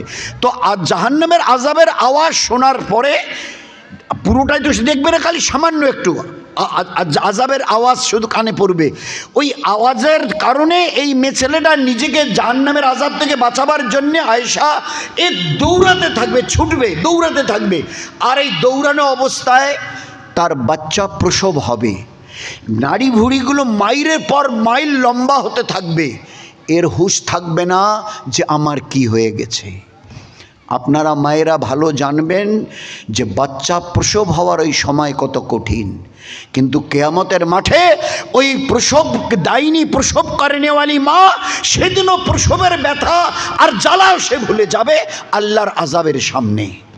ওই দিন আসছে, শেষ নবী ইমামুল আম্বিয়া সবার শেষে কথা শুনিয়ে বিদায় নিয়েছেন। আজ যদি জীবনটাকে ফাঁকি দিয়ে কাটাও, ইবাদতকে ছেড়ে দাও, নবী আল্লাহর হুকুম নেই, আমার সুন্নত তরিকা নেই, তো কিয়ামতের মাঠে নিজের পরিণতি দেখে, দুরবস্থা দেখে এই চোখ দিয়ে রক্তের কান্না তুমি এতটা কাঁদবে নদীর মতো বয়ে যাবে রক্ত। নৌকো যদি চালাতে চাও তো তোমার রক্তের নদীতে নৌকো চলবে। এ আমার উম্মত, ওই অবস্থায় আল্লাহ সরিষা পরিমাণ দয়া তোমাকে দেখাবে না। এই জন্য তৈরি হয়ে আল্লাহর কাছে যাওয়ার চেষ্টা করি। কি বললেন? রক্তের কান্না এতটা কাঁদবে যে নদী বয়ে যাবে, রক্তের নদী, কিন্তু আল্লাহ তিল পরিমাণ দয়া দেখাবে না। আজ আল্লাহ একটা সুযোগ করে দিয়েছে, হায়াত এখনো বাকি আছে। এই সময় যতটা পারা যায় মন প্রাণ ভরে আল্লাহর ইবাদত করি, নামাজ, রোজা, তসবিহ, তেলাওয়াত, দান, খয়রাত, মসজিদ, মাদ্রাসা, ভালো ব্যবহার, মিষ্টি মধুর নবীর আখলাক, কারো গিবত, শিকায়েত, পরনিন্দা, পরচর্চা, জুলুম, ধোঁকা, মদ, জুয়ো, এই সব থেকে যেগুলো পাপ পঙ্কিলে এর থেকে বাঁচি, আর আল্লাহ পাকের যেটা করার হুকুম সেটা করি। আল্লাহ দুনিয়াতে জীবন এমন দেবে, এমন জীবন দুনিয়াতে দেবে, এমন জীবন দুনিয়াতে দেবে, প্রত্যেকটা সেকেন্ডে মনে হবে এ আল্লাহ আমরা বোধহয় দুনিয়ায় নেই, বোধহয় জান্নাতে আছে, এইরকম সুখ আর শান্তি পাচ্ছি। এতটা সুখ আল্লাহ দেবে। আল্লাহ কোরআনে কথা বলেছেন, আমি আর ওই লম্বা করতে যাচ্ছি না। আল্লাহ নিজেই কোরআনে কথা বলেছেন, ফালা নুহিয়ান্নাহু হায়াতান তাইয়্যিবা, হায়াতান তাইয়্যিব, কলেমায়ে তাইয়্যিব, হায়াতান তাইয়্যিব। দুনিয়াতে তোমাদের এমন সুখ শান্তিময় জীবন, ইজ্জতওয়ালা জীবন দেব, মনে হবে আমরা বোধহয় জান্নাতে আছে, এইরকম তোমাদের মনে হবে। মরণের পরে তোমাদের জন্য জান্নাতের 8টা দরজা খোলা থাকবে, যেটা দিয়ে মন চায় জান্নাতে দাখিল হও। তো এই জন্যে ভাই, এই জন্যে মার বোনেরা, কার কটা দিন বাকি আছে জানি না, অন্তত পক্ষে নিজের চেষ্টায় আল্লাহর ইবাদতকে মন প্রাণ দিয়ে করি, নবীর সুন্নত তরিকায় জীবনটাকে কাটাই। আল্লাহ পাক দুনিয়াতে আমাদের প্রতি এতটা রহমত বরকত দান করবে, চিন্তা করা যাবে না। যেদিন দুনিয়া থেকে চলে যাব, বাস একে অপরের হাত ধরে হাসতে হাসতে জান্নাতে দাখিল হব। চেষ্টা করবো ইনশাআল্লাহ ভাই। কারা কারা চেষ্টা করবেন একটু হাত তুলে দেখান দেখিনি। কারা কারা চেষ্টা করবে জীবনটাকে বাঁচাবার জন্যে আল্লাহর আযাব আর মুসিবতের থেকে? আল্লাহ আমাদের জন্য তৌফিক দান করে। আপনাদের কোনো এলানো কিছু থাকে তো, কোনো এলান वगैरह থাকে তো বলুন। হ্যাঁ, তো সেটা কোনো এলান আছে ওই যে তবারক দোয়ার পরে? আমাদের সম্মানিত জলসার ভাইয়ের কমিটির পক্ষ থেকে আখেরি মোনাজাতের শেষে তবারকের ব্যবস্থা করা হয়েছে। আখেরি মোনাজাত এখনই শেষ হবে। আমরা বাড়ি যাওয়ার সময় অবশ্যই আমরা তবারক নিয়ে বাড়ি চলে যাব। ভাই দরুদ শরীফ পড়ি দোয়া হবে। তো আমি আমার ইয়াং ভাইদের খুব অনুরোধ করছি, জীবনটাকে বাঁচাই, জীবনটাকে হেফাজত করি। দোয়ার আগে আমার এটা শেষ খুব, আর this is my earnest request to you, আমার এই অনুরোধটা রাখেন। এই জওয়ানি থাকবে না, আমাকে না জেনে আমার কালো চুল আল্লাহ সাদা করে দেবে, আমার এই লোহার মতো মজবুত দাঁত একটা থাকবে না, মুখকে খোকলা করে দেবে। এই স্ট্রেট হয়ে খটখট করে চলছি, আস্তে করে কোমরটাকে ঝুঁকিয়ে দেবে। মায়ের পেট থেকে বেরিয়ে এসে যেভাবে মুখ থুবড়ে বিছানায় পড়েছিলাম, আল্লাহ বলে আমি যদি খালি দেখতে চাই না, ও আম্মেরহু নু নাক্কিসহু ফিল খাল, তোর খালি বয়সটাকে যদি একটু বাড়িয়ে দিই, তো মায়ের পেট থেকে বেরিয়ে এসে মুখ থুবড়ে পড়েছিলি, 1 ইঞ্চি হাঁটতে পারিস নাই, তো ওই দিন তোকে ফেরত দেবো, জানিস তুই? আল্লাহ কোরআনে বলছে ওই দিন তোকে ফেরত দেবো। মুখ থুবড়ে পড়ে থাকবি, মাছি এইখানে বসে রস চুষবে। সামনে যে মুক্ত করতে না নামাজ জায়গা ধরে না, একটু বড় করবে, ওই জন্য একটু জলসারা করাটা একটু। তা ওই দিন তুই মুখ থুবড়ে বিছানায় পড়ে থাকবি, তোর ঘরে কেউ রুমে ঢুকতেও চাইবে না। ঢুকলে গঙ্গাবি, দাদু একটু হাতটা ধরো না, বৌমা একটু হাতটা ধরো না, কেন ওরকম করছো? আমি একটা বাথরুমে যাব। তোমার এই বিছানা সেগুন কাঠের খাট, আর তোমার ওই বাথরুমটা 2 হাত, এই তোমার বিছানা রুমের, আর এই যে দেয়াল 2 হাত, ওইখানে যাবার মতো আমি আমার ইজ্জতের কসম, জালালের কসম দিয়ে বলছি, আল্লাহ তোমাকে ওই দিন দেখাবো। আমি টকবক করে হাইয়ালা সালা একটাবার ঘাড় ফিরিয়ে দেখনি ওটা কোত্থেকে আওয়াজটা আসছে। আর আজ কুকুরে পড়ে আছো, যেমনভাবে আল্লাহ বলছে, যেভাবে মায়ের পেট থেকে বেরিয়ে এসে বলেছিলে আমি খিদে পেয়েছে, বলতে পেরেছ? আমি পেশাব পায়খানা করব, মনে আছে? মা রেখে রান্না করতে গেছিল, তোমার দাদিমাও যেন কোথায় পাশের বাড়িতে, এসে ঘরে 2 জনে একবারে ঢুকে দেখে ছি ছি ছি, এটা যে কি হলো, কেন কি হয়েছে? তুমি ওই 1 মাসের 2 মাসের 3 মাসের 5 মাসের 6 মাসের বাচ্চা ওইভাবে রেখে চলে গেছে, তুমি কখন পায়খানা করেছো খেয়াল নেই, কখন হাত ওই দিকে গেছে তাও জানো না, হাতে কখন লেগেছে তাও তোমার হদবোধ ছিল না, আস্তে করে পায়খানা হাতে লেগেছিল, ওইটা মুখে দিয়ে করে খাচ্ছে, এসে মা দেখে ছি ছি যেটাতে কি করছে না। তো নিজের পায়খানা নিজে হাতে মুখে দিয়ে তুমি চুষছিলে, ওই দিন ফেরত দেব। ও আম্মের হু নু নাক্কিস হু ফিল খালক, যদি হায়াতটাকে বয়সটাকে একটু বাড়িয়ে দিই, আবার ওই দিন ফেরত আসবে। কখন তোমার হাত অজান্তে পায়খানার দিকে, আর কখন পায়খানা করে বিছানা ভাসিয়েছো তুমি, তোমার আর হুঁশ নেই। আর এখন হাত কখন গেছে, কখন এসে ফেরো ওই হাত মুখে দিয়ে করে চুষছো, তোমার হুঁশ থাকবে না। ওই দিন আমি দেখিয়ে দেব, জিজ্ঞাসা করবো না, দাঁতগুলো ফেলে দিই, চুলটাকে সাদা করে দিই, চোখটাকে ঝাপসা করি, কানের শ্রবণ শক্তিকে রহিত করে দিই, জবানকে লাড়খাড়িয়ে দিই, কোমরটাকে ঝুঁকিয়ে দিই, করবো? এ আল্লাহ কী করবেন? ফেরেস্তা নিয়ে আসবেন, ফেরেস্তার দলবল, বলে কিচ্ছু করবো না, আমি দূরে দাঁড়িয়ে খালি হায়াতটা একটু বয়সটা বাড়িয়ে দেব, মুখ থুবড়ে পড়ে থাকবে। ওই বেডরুম থেকে বাথরুম যাওয়ার মতো তোমার হিম্মত থাকবে না। Try to remember it, try to remember it, this is the announcement from the almighty Allah, it has been reported in holy Quran. তুমি ওই দিন দেখতে চাও, তার আগে একটু নিজেকে ঝুঁকাতে শেখো, এটাকে ঝুঁকাতে শেখো।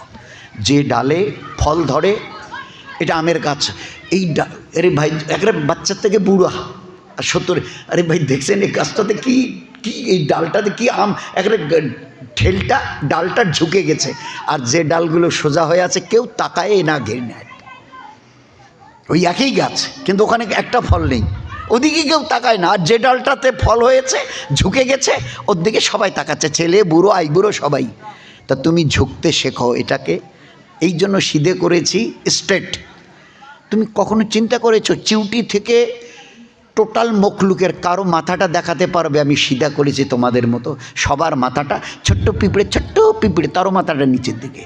উট, জিরাফ, হাতি, গন্ডার, বাঘ, ভালুক, চিতা, সাপ, বিচ্ছু সবার মাথাটা নিচের দিকে, শুধু তোমাদেরটা খালি উঁচু করেছি। কেন জানো? Only to surrender for myself. তুমি আমার কাছে মাথাটা, তোমার এই উঁচু মাথাটাকে ঝুঁকাবে, আর যত ঝুঁকাবে আমার ইজ্জতের কসম দিয়ে বলছি দুনিয়াতে তত আমি তোমার ইজ্জত বাড়াবো, আর যেদিন আমার কাছে চলে আসবে আমি তোমার জন্য জান্নাতের দরজা খোলা রেখে দেবো। এই জন্য ঝুঁকাতে শিখি, চোর করবো ইনশাআল্লাহ, আল্লাহ যেন তৌফিক দেয়। ভাই হাত উঠাই। আল্লাহুম্মা। ওহো, একটা একটা অনুরোধ এসে একটা ছোট্ট কথা বলে বাস দোয়া করি।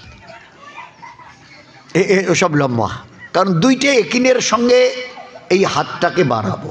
দুইটা একিন, একটা আল্লাহর দেওয়া, একটা নবীর। আল্লাহ কি বললেন? ইউরবি সাদাকা, তুমি দান করো, আমি আল্লাহ প্রমিস, কথা দিলাম তোমার মাল বাড়াবো। আল্লাহ বলছে, আল্লাহ। আর আল্লাহ এই কথা বলার আগে কি বললেন? ইন্না ওয়াদাল্লাহুল হাক্কুন, আমি কখনো মিথ্যা কথা বলি না, ওয়াদা করে ভুলে যাই না, ওয়াদা করে খেলাপ করি না। আমি ওয়াদা করছি তুমি সাদকা দাও, আমি মাল বাড়িয়ে দেবো। আল্লাহ কোরআনে। নবীজি কি বললেন? ইন্না সাদাকাতু তারদ্দুল বালা। ভাই এটাকে রদ কর, রদ মানে আটকে দেওয়া। তুমি সাদকা করো এই নিয়েতে, পাহাড় পরিমাণ মুসিবত আসছে, অসুখ বিসুখ, কোর্ট কাচারি, এটা ওটা, অমুক তমুক, বহু রকমের ফেতনা, তো হাজারো রকমের মুসিবত পাহাড় পরিমাণ আসছে।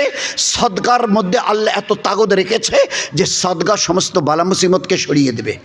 একদিকে আল্লাহর ওয়াদা মাল বাড়াবো, একদিকে নবীর ওয়াদা যে আল্লাহ তোমার মুসিবতকে হটিয়ে দেবে। ইন্না সাদাকাতু, তো দুইটা একিনের সঙ্গে লাগাই মাল।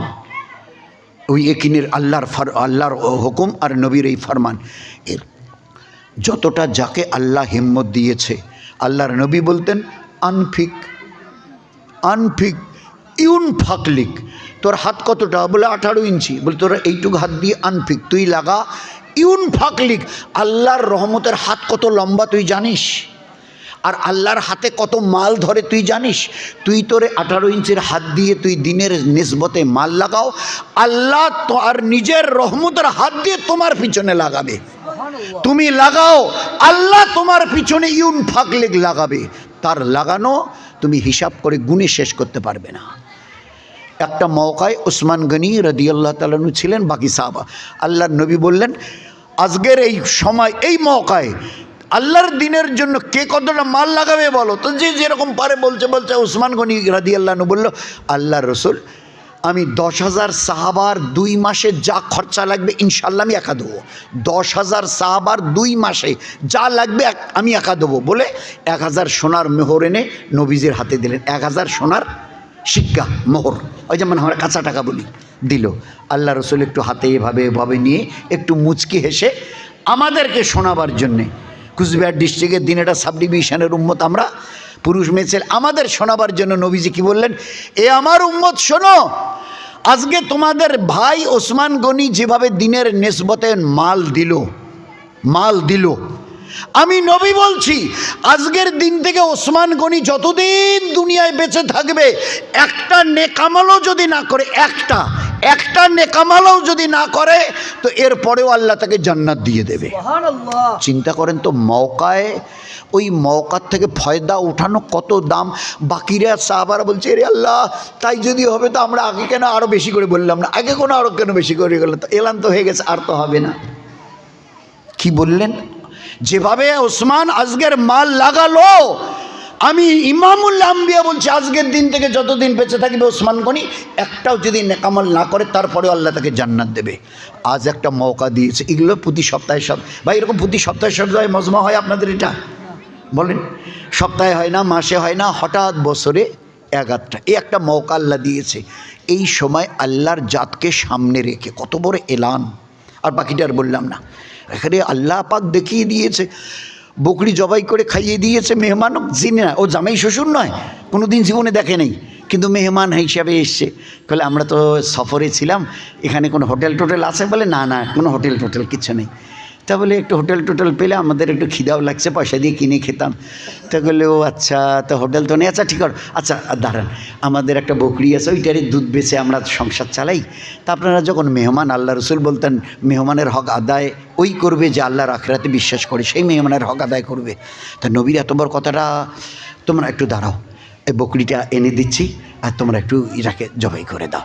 এর জবাই করে দিয়ে সময় এই তার বিবি বলল যে এক কাজ করো, বকরিটা না ঘরের পিছনে নিয়ে গিয়ে জবাই করো, কেন ছেলে মেয়েগুলা ওই সারাদিন বকরিটাকে নিয়ে গিয়ে গাছের পাতা পাড়ে পাড়ে পাড়ে পাড়ে খাওয়ায়, ওরা যদি দেখে যে ওই বকরিটা জবাই করছে তো ওরা এলাকায় কান্নাকাটি শুরু করবে।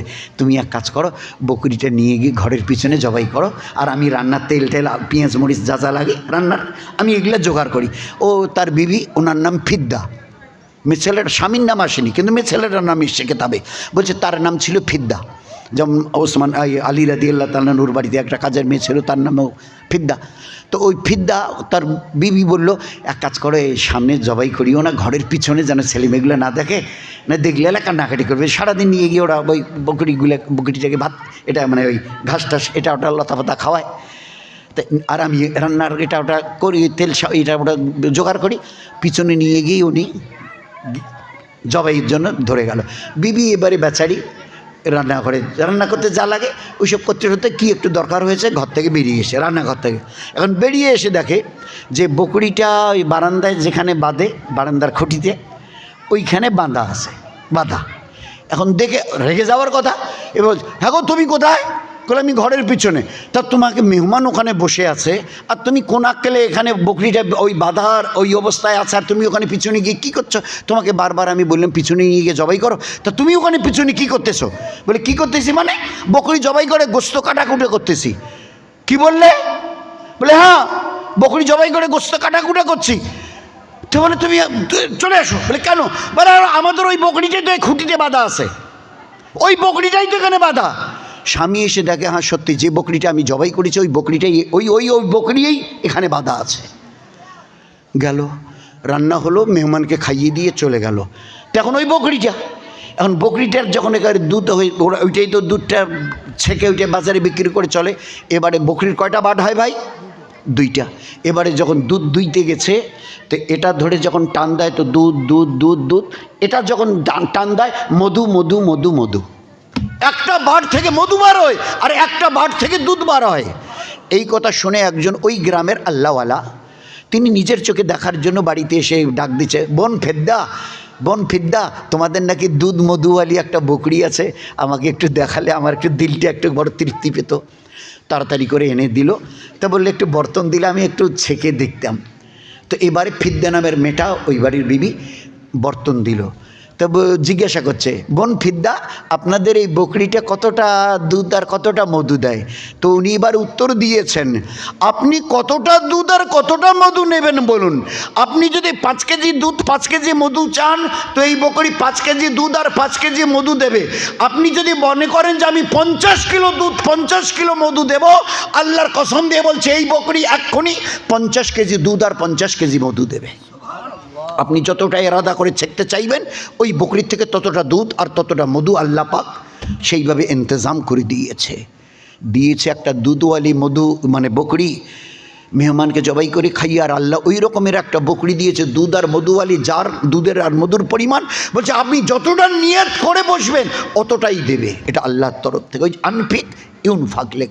এই যে ভাই হাত তুলি, আল্লাহুম্মা আমিন ইয়া আরহামার রাহিমিন या जल कुव्वतल मतीन या राहमल मसाकीन या जुल जलाल वल इकराम रब्बना जलमना अनफुसना व इल्लम तगफिर लना व तरहमना लनकूनन्ना मिनल खासिरीन अल्लाहुम्मा इन्ना नसअलुका अल हुदा वत्तुका वल आफाफ वल गिना अल्लाहुम्मा इन्ना अला जिक्रिका व शुक्रिका व हुस्न इबादतिक व तिलावतिल कुरान अल्लाहुम्मा अरिनल हक्का हक्का वरजुकना इत्तिबा वारिनल बातिला बातिला वरजुकना इस्तिनाबा अल्लाहुम्मा रब्बिरहमुमा कमा रब्बायानी सगीरा अल्लाहुम्मा रब्बिरहमुमा कमा रब्बायानी सगीरा अल्लाहुम्मा रब्बिरहमुमा कमा रब्बायानी सगीरा अल्लाहुम्मा फगफिर ली उम्मत मुहम्मदिन सल्लल्लाहु अलैहि वसल्लम अल्लाहुम्मा अस्लिह उम्मत मुहम्मदिन सल्लल्लाहु अलैहि वसल्लम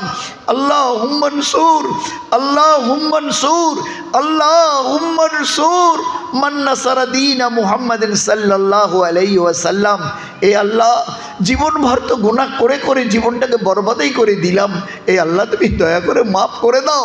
তুমি যদি মাফ না করো তো তুমি বলে দাও কার কাছে যাব? তোমার নাম সত্তার, তোমার নাম গফফার, তোমার নাম রহিম ও রহমান তুমি নিজে রেখেছো।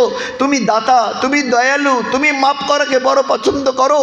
আমরা সব জায়গা শেষ করে এসেছি, শুধু তোমার দরবারে আসিনি। এই ভুল চুককে মাফ করে দিয়ে আমাদের দোয়াকে আজকের এই নিশুতি রাতে আমরা পুরুষেরা, আমাদের ঘরের পর্দানসীন মা বোনেরা, ছোট ছোট কচি কাচারা, এ আল্লাহ তোমার বাইতুল্লাহর জিয়ারত করে এসেছে এমন সাথীরাও তোমার কাছে হাত তুলেছি সবাই ভিখারি হয়ে। এ আল্লাহ, আমরা ভিখারি, তুমি দেনেওয়ালা। তুমি যদি দয়া করে মাফ করে দাও, তোমার যার্রা বরাবর কোনো ক্ষতি হবে না, আমরা বেঁচে যাব। তোমার পেয়ারা রসুল বড় খুশ হবেন। মাওলা, তুমি আমাদের দোয়াকে কবুল করে নাও, আমাদের সমস্ত আপদ বিপদ বালা মুসিবত থেকে হেফাজত করো। পেয়ারা তোমার দিনকে দুনিয়াতে চমকে দাও, দুনিয়ার প্রত্যেকটা কাঁচা পাকা বাড়িতে তোমার দিনকে তুমি দাখিল করো। এই আল্লাহ, প্রতিটি মসজিদ, মাদ্রাসা, খানকাকে, এ আল্লাহ মাসাজিদ আর এই আল্লাহ মারাকিজকে তুমি দয়া করে হেফাজত করে নাও। আর এইগুলোকে চালাবার জন্য যা কিছু প্রয়োজন, দুনিয়াবি হোক আর ওখরাবি, যা কিছু প্রয়োজন তুমি তোমার তরফ থেকে মাহিয়া করো। তোমার খাজানা বড় মেহদুদওয়ালা, তোমার খাজানা বড় মেহদুদওয়ালা। তুমি যদি এরাদা করো, তোমার এরাদা হওয়া কিছু করারই জন্য যথেষ্ট। এ আল্লাহ, দয়া করে যা কিছু আমাদের প্রয়োজন তোমার তরফ থেকে তুমি আমাদেরকে মহিয়া করে দাও।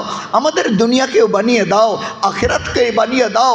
উভয় জাহানের তামাম এই আল্লাহ রুসওয়াইয়ার জিল্লতের থেকে হেফাজত করো। সমস্ত রকমের জিল্লত আলিয়ার বত্রিন মৌত থেকে তুমি নাজাত দাও। তোমারই রাস্তায় জামে শাহাদত আমাদের নসিব করো। এ আল্লাহ, আমরা ভিখারি, আমরা চাইতেও তো জানি না মাওলা। তুমি তোমার এতটা তুমি নেয়াজ যে তোমার কাছে চাইবার জন্য ইন্তজার করতে হয় না। তুমি যদি দিতে চাও কেউ তোমাকে রুখতেও পারে না। এ আল্লাহ, উম্মতের যা কিছু প্রয়োজন তামাম দুনিয়ার উম্মতের তুমি তোমার তরফ থেকে মাহিয়া করো। খাস করে উম্মতকে বেদিনী থেকে বের করো, দিনের উপরে চলার তৌফিক দান করো। এ আল্লাহ, দিন মিটে যাবার ব্যথা প্রত্যেকটা উম্মতের অন্তরে ভরিয়ে দাও। প্রতিটি উম্মতের পুরুষ আর মা বোনকে, যুবক আর যুবতীকে দিনের দায়ী বানিয়ে দাও। দাওয়াতে, ইবাদতে, হুসনে আখলাকের মধ্যে উম্মতকে তুমি মুস্তেমা ফরমাও। ইখলাসের লিল্লাহিয়া তুমি আমাদের নসিব করো। নেক বান্দাদের মধ্যে শুমার করো। কামিলিনে মুমিনিনদের মধ্যে আমাদের দাখিল ফরমাও। এ আল্লাহ, কদম বা কদম তুমি আমাদের গাইবি মদদ নুসরত শামিল হাল করো। নফস ও শয়তানের দোকান থেকে পুরো উম্মতকে তুমি বাঁচিয়ে নাও। এ আল্লাহ, দয়া করে আমাদের হালাল বরকতওয়ালা রুজির রাস্তাকে তুমি খুলে দাও। হারাম মাল আর কামাই থেকে আমাদের হেফাজত করে নাও। এ আল্লাহ, যারা বিমার অসুস্থ দোয়া চেয়েছেন, কেউ চাইতে গিয়েও চাইতে পারেননি, প্রত্যেকের অসুবিধাকে তুমি সবচাইতে ভালো জানো। কে কতটা পেরেশানিতে উম্মত রয়েছে, দিন আর রাত কাটাচ্ছে। এই আল্লাহ, যারা বিমার তুমি তাদের সুস্থতা দাও। যারা ঋণগ্রস্ত তাদের গায়েব থেকে খরচ আদায়ের ব্যবস্থা করো। এ আল্লাহ, যারা বেশাদিশুদা নেক বিবাহের ব্যবস্থা করো। যারা বেসন্তান ওয়ালি তাদের নেক সন্তান দান করো। এ আল্লাহ, তামাম দুনিয়ার প্রত্যেকটা মুসলমানের বাড়িকে সাহাবাই কেরাম রাদিয়াল্লাহু আনহুম আজমাইনদের বাড়ির নমুনা বানিয়ে দাও। যে আমালের কারণে তুমি তাদের উপরে রাজি হয়ে গেছিলে, ওই আমালগুলোকে এই জামানার আমাদের প্রত্যেকটা উম্মতের বাড়িতে তুমি চালু করে দাও। আমাদের অনেকের মা বাপ, দাদা দাদি, নানানি, আত্মীয় স্বজন দুনিয়ার থেকে চলে গেছে। অনেক স্নেহ তারা আমাদের লালন পালন করেছিল, আমরা জানি না তারা কবরে কি অবস্থায় আছে। মাওলা, আমাদের এই দোয়াকে কবুল করে নিয়ে তাদের কবরকে নূরে ভরে দাও। আর প্রত্যেকের জন্য জান্নাতুল ফিরদৌসের ফয়সালা করো। এ আল্লাহ, এর সঙ্গে খাস করে ইরানওয়ালাদের প্রতি তুমি মদদের হাত বাড়িয়ে দাও। এদের রুসওয়ার জলিল করো না। পুরো মুলকে ইরানকে তুমি হেফাজত করে নাও। এদের বাচ্চাকে তুমি হেফাজত করো। আজ যদি এরা জলিল হয়, तमाम দুনিয়া এদের পিছে পড়বে। এ আল্লাহ, মজাক উড়াবে উম্মতের নাম নিয়ে। এ আল্লাহ, এরা সবাই তোমার পেয়ারা হাবিবের উম্মত। তোমার হাবিবের এক এক ফোঁটা রক্তের বিনিময়ে এই উম্মত তৈরি হয়েছে। উম্মতকে বরবাদ হতে দিও না। উম্মতের জান মালকে খতম হতে দিও না। ইজ্জত আবরুকে তুমি খতম হতে দিও না। উম্মতের প্রত্যেকটা ফর্দকে, ব্যক্তিকে মা বোনকে, এ আল্লাহ ইমান আমালকে, জান ও মালকে, ইজ্জত আর আবরুকে তুমি আমাদের হেফাজত করো। এ আল্লাহ তোমার দয়ার হাত আমাদেরকে বাড়িয়ে আমাদের দিকে বাড়িয়ে দাও। এ আল্লাহ এই মজমাকে করবার জন্যে এরা মহতামিমরা, এ আল্লাহ এলাকার সাথীরা, কমিটির লোকেরা এবং ইয়াং যুবকেরা যত রকমভাবে সাহায্য সহযোগিতা করেছে, দৌড়ভাগ করেছে, এতটা ইন্তজাম করবার জিম্মেদারি নিয়েছে, কতটা কি পেরেশানি হয়েছে তুমিই ভালো জানো। আমরা বড় কাঙাল, আমাদের দেবার কিছু নেই মাওলা। তুমি তোমার তরফ থেকে যা পেলে তাদের দুনিয়া বনবে, আখরাত বনবে, এ আল্লাহ তা দেবার তুমি ফয়সালা করো। বেহতরিন জাজার বদলা তুমি তাদের প্রত্যেককে, কমিটি এবং বাকি সাথীদের, এলাকার সমস্ত নওজওয়ানদের, তুমি তাদেরকে প্রত্যেককে বেহতরিন বদলা দান করে তোমার দিনের উপরে আদাম আমাদের প্রত্যেকের কদমকে জমিয়ে দাও। তোমার সঙ্গে সম্পর্ককে মজবুত করার জন্যে তুমি আমাদেরকে দয়ার হাত তোমার বাড়িয়ে দিয়ে আমাদের দিকে তুমি মেহেরবানি করো।